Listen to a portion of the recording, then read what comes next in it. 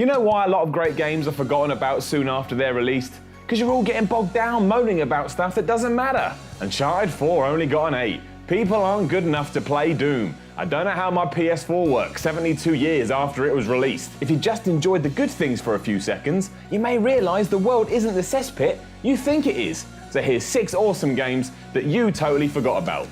Mostly because you were too busy being a negative Nancy. Number 6. Valiant Hearts: The Great War. Valiant Hearts doesn't get anywhere near as much love as it deserves. Few games even dared to go close to World War I, the recently announced and horrible titled Battlefield 1 being a notable exception. But not only did Ubisoft approach it with a water full of respect, it was filled with emotion too.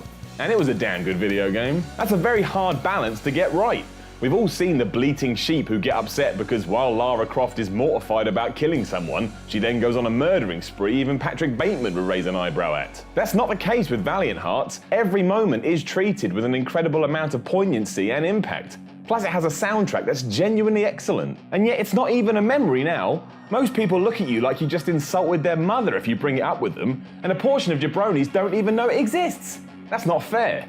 Deserves a lot more merit. Number 5. RC Pro-Am. There is no better music in the history of games than the title track that plays over RC Pro-Am's main menu.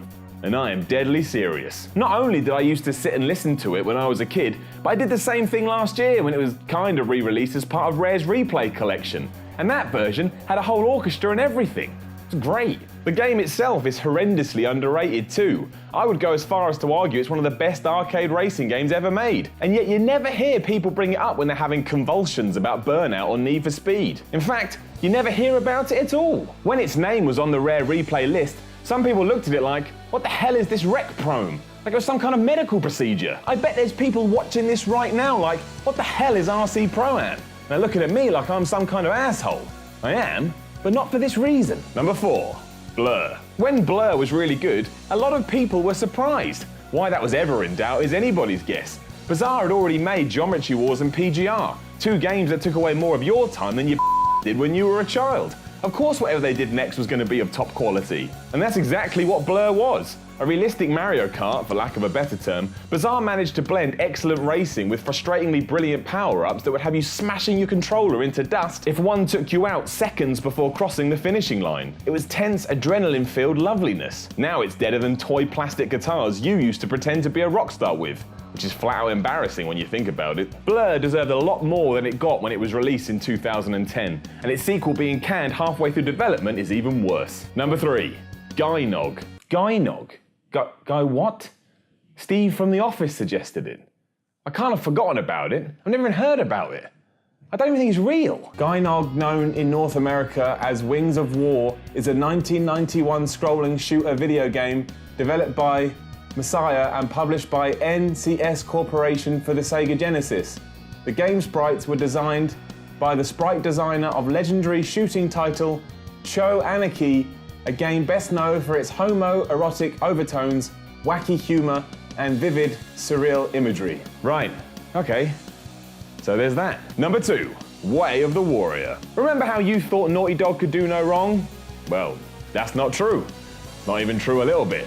Because in 1994, the people behind the likes of Uncharted and The Last of Us did release a fighting game that was kind of like Mortal Kombat, but with the most bizarre characters you've ever seen. You had Major Gaines, some weird British SAS guy, and Konotori, a Japanese fighter who wore a straw hat. Some deep-voiced dude even told you to kill your opponents at the end of the fight. The whole thing was basically one big rip-off of something else.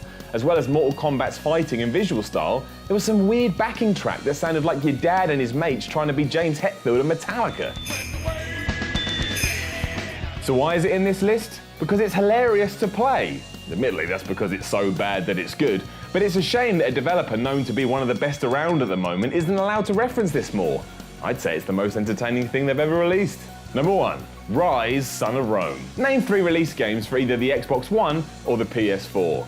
It's not as easy as you think, mostly because a lot of them were instantly forgettable. No one's playing Knack now, and nor should they.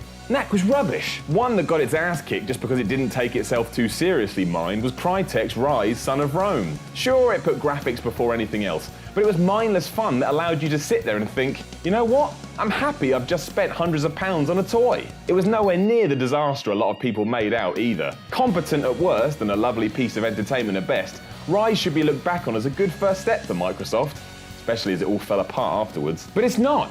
Now it's just a memory being left to rot. I imagine if someone picked it up today, they'd still have fun with it. And even if they didn't, you can just go on Twitter and moan about it. So everybody wins! Let us know of any other forgotten classics in the comments below, and then subscribe to VideogamerTV. That way you won't forget us. See what I did there? Yeah. Please do click the left video to see 7 title screens that were better than the actual game, and the right video to watch 5 times Uncharted 4 had the best graphics ever. Hyperbole at its finest, that.